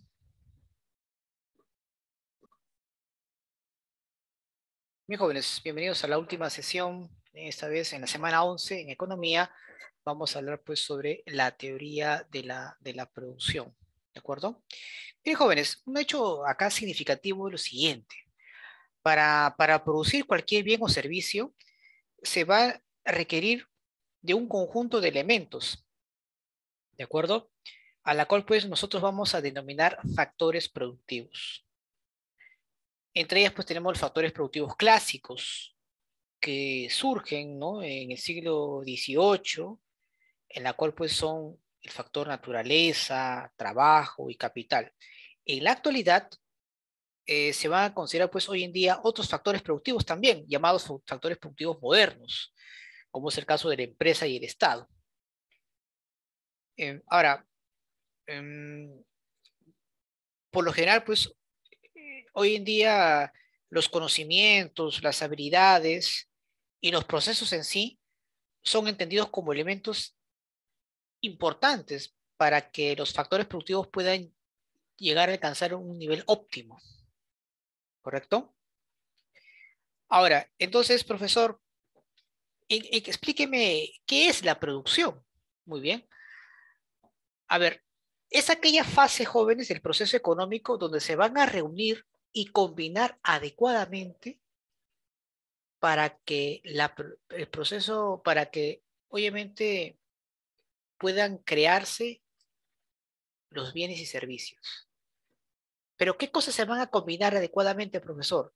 Los factores productivos, como es el caso del trabajo, naturaleza y capital. ¿Correcto? Entonces, la fábrica, la empresa es la que organiza, es la que reúne y combina adecuadamente estos factores productivos para que puedan generarse bienes y servicios. Correcto. Recuerden que en la fábrica, jóvenes, como tú puedes apreciar acá, ingresan los factores productivos clásicos y ¿qué generan? Bienes y servicios. A eso se le conoce como proceso productivo. Y un dato interesante, a mayor transformación de los recursos, mayor valor agregado y va a tener pues un papel determinante en la economía mundial, porque obviamente este producto bien final va a tener un mayor valor en el mercado, una altísima demanda y siempre va a ser constante, porque la población en general demanda bienes terminados. Lamentablemente los países del tercer mundo como el Perú a lo mucho llegan a la materia prima o insumo. Por ejemplo, la minería. Se habla tanto de la minería, que la minería pues siempre ha sido la mejor actividad del país. Sin embargo, son más de 200 años de explotación y no hay cambios significativos. ¿Por qué? Porque el Perú solamente explota materias primas. Es un país pobre que depende de las condiciones del mercado internacional en cuanto al precio de los metales preciosos, que pueden tener un incremento, como también pueden tener una disminución. Para poder alcanzar un mayor rendimiento, debemos darle un mayor valor agregado, una mayor transformación, que ya no solamente sea materia prima, que venga a ser un bien final. Pero para eso pues se requiere de inversión, de capital, de tener pues una clase dirigente capaz de apostar por ese cambio. Por ejemplo, hoy en día tenemos una nueva oportunidad. Estamos en la cuarta revolución industrial y por lo tanto requieren bastante insumos, materias primas. El Perú puede transformar esas materias primas en bienes finales. Tenemos, por ejemplo, importantes reservas de litio que si le damos un mayor valor agregado, podemos tener pues una mayor rentabilidad, porque los recursos están acá en nuestro país. no hay que irnos al extranjero para transformarlos, están acá en el país. Lamentablemente, pues, no hay una visión empresarial que quieran apostar por darle un mayor valor agregado. Muchos empresarios prefieren que la situación esté como esté, seguir importando alimentos, concentrar monopolios, seguir siendo intermediarios de grandes capitales en el extranjero, simplemente. No se atreven a darle una gran transformación a los recursos naturales del país. Tenemos que darle una industrialización. Si no, otra vez vamos a quedar rezagados como lo hicimos en la tercera, en la segunda y en la primera revolución industrial. Muy bien.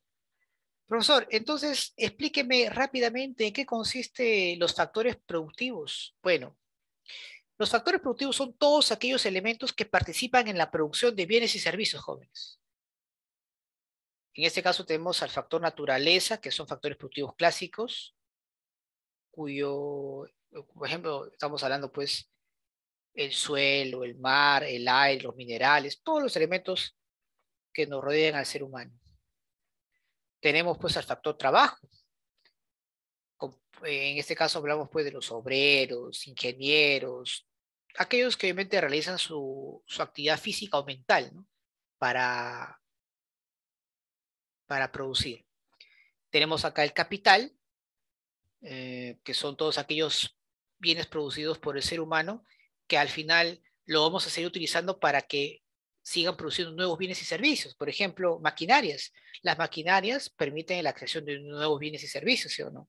Igual que los equipos, las herramientas, los insumos, etc.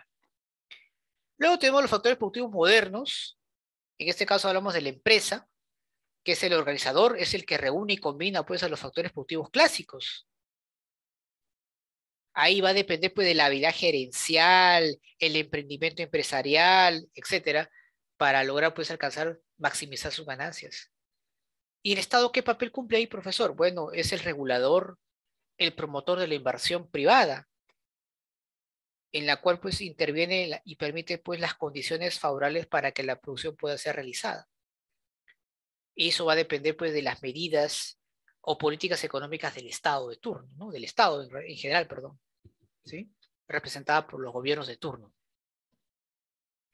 Ahora, cada una de ellas, profesor, ¿qué beneficio recibe? Bueno, se dice pues que el factor naturaleza percibe lo que es renta.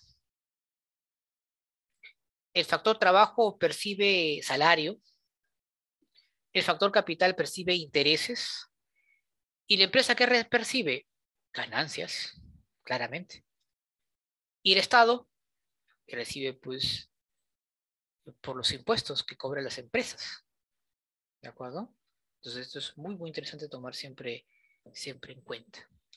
Para terminar esta parte, jóvenes, vamos a hablar un poco sobre la productividad. Profesor, ¿qué es la productividad? La productividad, pues, es la que nos permite medir la eficacia de los factores productivos que tiene una empresa en un determinado periodo.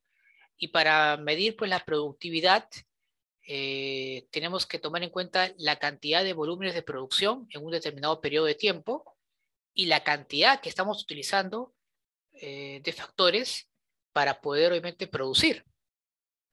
Y acá tenemos, pues, dos caminos. Si queremos tener pues una mayor productividad.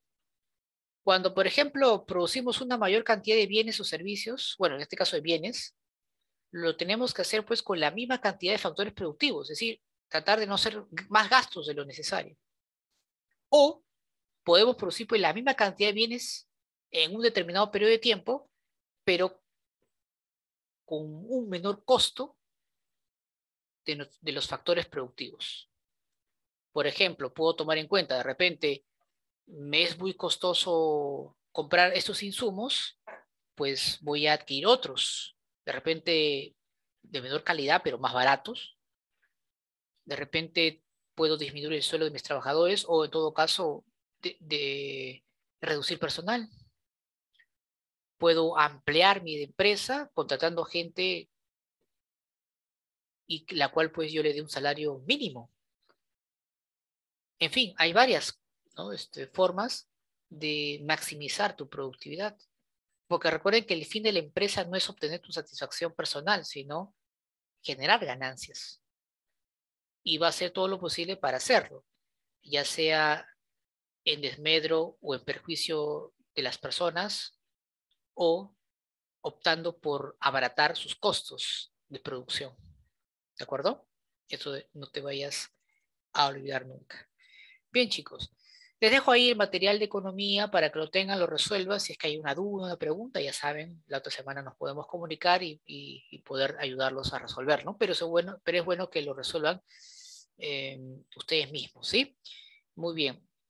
¿Alguna pregunta, alguna consulta hasta aquí, chicos, sobre el tema de hoy? A ver, ¿alguna pregunta? ¿Ninguna? ¿Todo claro? Vamos.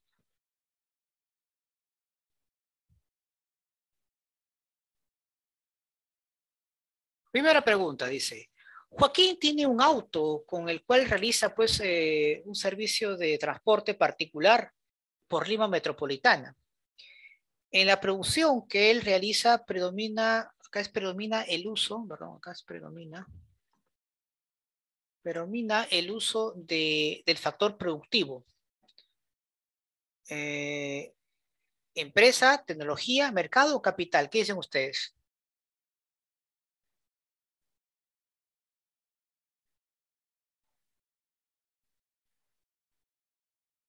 Factor productivo, empresa, capital, tecnología, bueno, mercado, ¿no?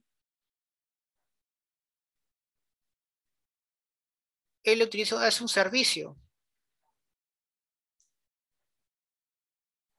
A ver, ¿se acuerdan o no?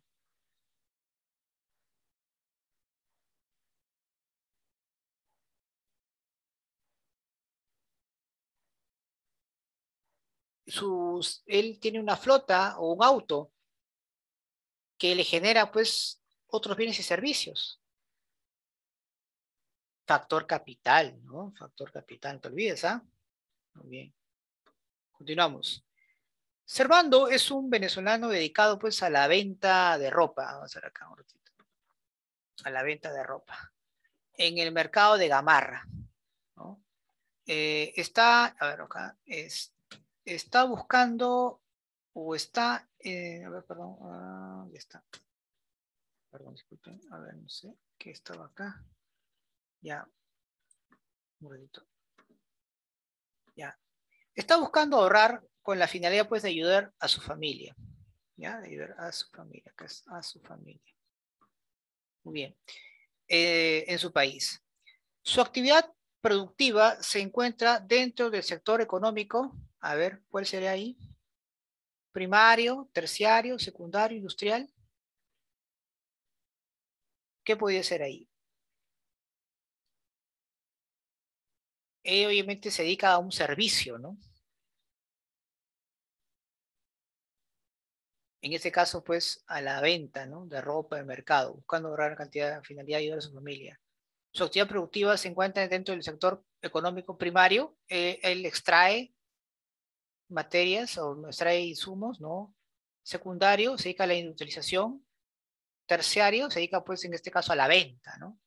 A la venta. Pero básicamente, a ver, él dice, mercado, la finalidad de ahorrar, ya. ¿Cuál debería ser? ¿Industrial? No. ¿Cuál podría ser? ¿Terciario o secundario? ¿Qué dicen ustedes, chicos? ¿Mm? A ver, vamos.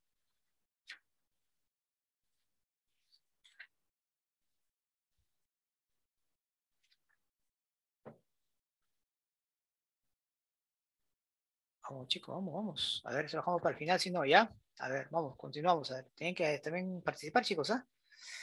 Joaquín señala que trabajando 5 horas al día,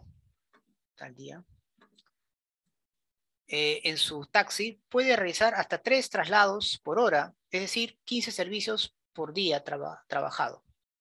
De acuerdo a la información anterior, podemos afirmar que la producción total de Joaquín es de 3 servicios al día. A ver, ¿qué dicen ustedes? A ver. El precio que cobra Joaquín por el servicio que presta es muy bajo. La productividad marginal de Joaquín son 5 servicios de taxi. El sector productivo en el cual desarrolla su actividad es el terciario. Bueno, claramente sí, ¿no? Porque obviamente es un servicio. Lo mismo que acá, jóvenes, terciario. ¿Ya? Muy bien. Continuamos.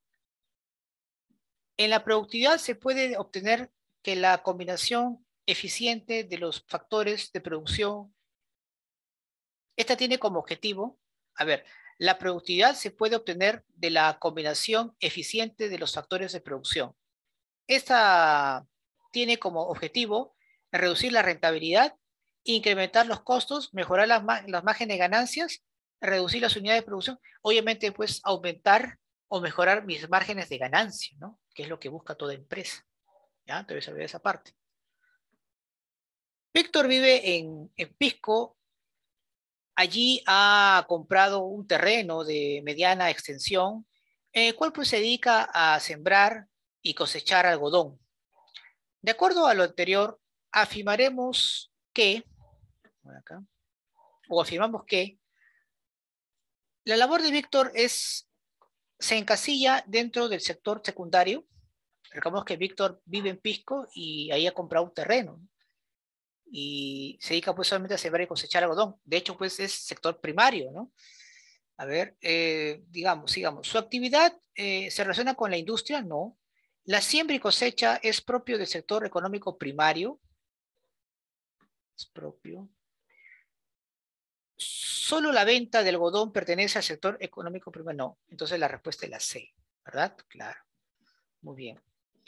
Las empresas dedicadas al envasado de bebidas gaseosas, que luego serán destinadas al consumo de gran parte de la población, realizan una labor que pertenecen a qué sector productivo, jóvenes. Industrial, ¿no? Porque producen ellos, ¿ya? Ellos producen esos envases. En una carpintería dentro del proceso productivo, la mesa es un elemento denominado, a ver, esto se la dejo a ustedes porque ya hemos hecho un ejemplo, ¿eh? En la diapositiva. Es un bien final, ¿no? Terminado completamente. No te olvides, ¿eh? No te olvides. La base del proceso económico en la que se generan bienes y servicios para su posterior utilización se denomina, a ver, la fase del proceso económico en la que se generan bienes y servicios para su posterior utilización se denomina circulación, producción, bueno, ahorro no. ¿Qué viene a ser? ¿Distribución, circulación o producción, joven? A ver, ¿cuál?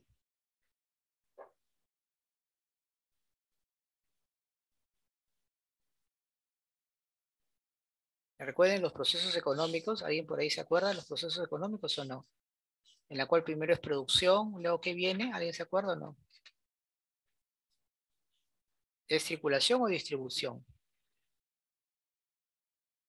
A ver, ¿cuál de las dos crees que sea?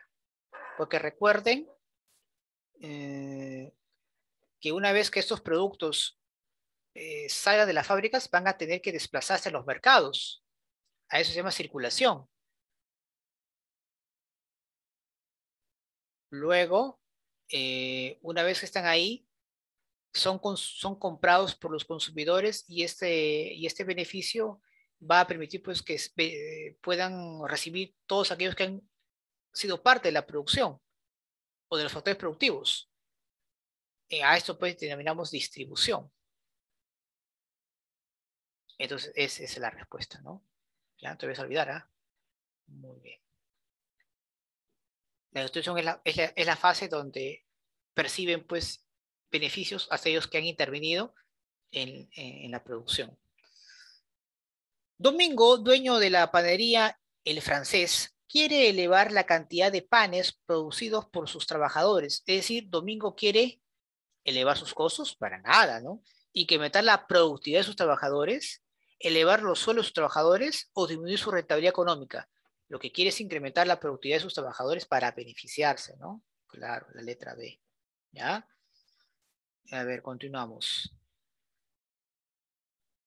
En el restaurante de María, con un solo cocinero, se llegaba a preparar 25 menús al día de diferentes potajes. Al contratarse, a ver acá, al contratarse un cocinero más, se llegó a preparar hasta 30 menús por día. Entonces, podemos afirmar que la productividad media se está reduciendo, la productividad marginal está disminuyendo, 5 menús constituyen la productividad marginal o 30 menús al día conforman pues la productividad marginal. Ah, eso también te dejo para que tú lo analices, ¿ah? ¿Ya? A ver, vamos a ver, tú puedes, tú puedes. 11. El economista Maxwell, dueño de una fábrica de panetones, desea conocer la productividad media de sus trabajadores. Para ello, deberá, ¿qué tiene que hacer? A eso también es importante. A ver, vamos, sumar la producción del total de sus trabajadores, sumar las unidades de producción adicionales de cada trabajador, dividir la producción total entre la cantidad de sus trabajadores o dividir el número de trabajadores entre la cantidad de panetones. A ver, ¿cómo yo puedo sacar mi productividad media? A ver, ¿qué dicen ustedes? ¿Mm?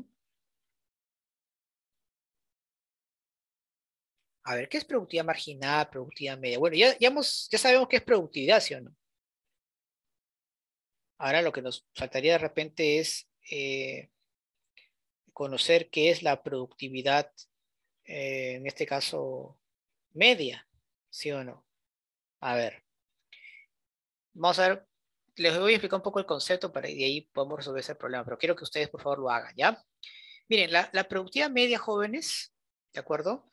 Es el resultado de dividir la cantidad de producto obtenida entre la cantidad de unidades de alguno de los factores de producción, ya sea trabajo, capital o naturaleza. Entonces, cuando hablamos de productividad media del trabajo, será pues el resultado de dividir la cantidad producida entre el número de unidades de trabajo que han sido empleadas. ¿De acuerdo? A eso básicamente. Entonces, acá para empezar, ¿qué tipo de algunos de los factores productivos estamos tomando en cuenta? Dice, ¿no? El economista tal, dueño de una fábrica de pantalones, desea pues conocer la productividad media de sus trabajadores. Ah, trabajo. Entonces, ¿qué tenemos que hacer? Tenemos que, en este caso, dividir la cantidad producida entre el número de unidades de trabajo. Entonces, acá tenemos, por ejemplo, dice, ¿no? ¿Sumar la producción total de sus trabajadores? No. ¿Sumar las unidades de producción adicionales de cada trabajador? ¿Dividir la producción total entre la cantidad de trabajadores? ¿O dividir el número de trabajadores entre la cantidad de panetones? ¿Qué dicen? ¿La C o la D? Según lo que dice la productividad media. A ver, chicos, vamos. Recuerden que en el tema de trabajo tenemos que dividir la cantidad producida de panetones entre el número de unidades de trabajo empleadas.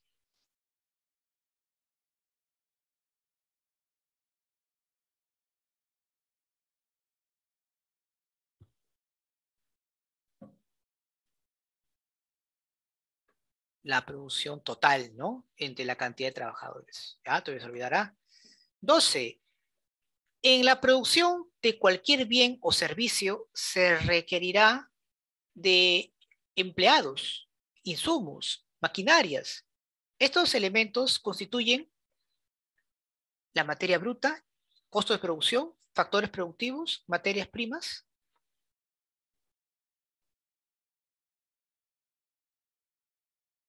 ¿A qué dicen ustedes? ¿Serán costos o factores productivos?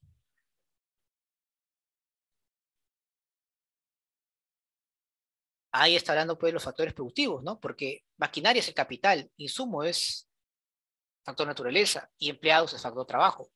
Factores productivos. Y la última, a ver, chicos. Manuel y sus amigos acaban de terminar la carrera de gastronomía y bartender. Ellos se han dedicado a la preparación de tragos y bebidas que gustosos reparten entre sus invitados. Sin embargo, requieren de insumos para su elaboración, así como un mayor mano de obra y un buen espacio para su preparación. Es decir, ellos requieren de qué? También la vía de factores de producción. ¿Ya? Muy bien. Muy bien, chicos. Listo, jóvenes. Gracias por su tiempo. Nos estamos viendo la próxima semana. Cuídense, chicos. Un fuerte abrazo a todos. Hasta la próxima. Cuídense. Buenas noches.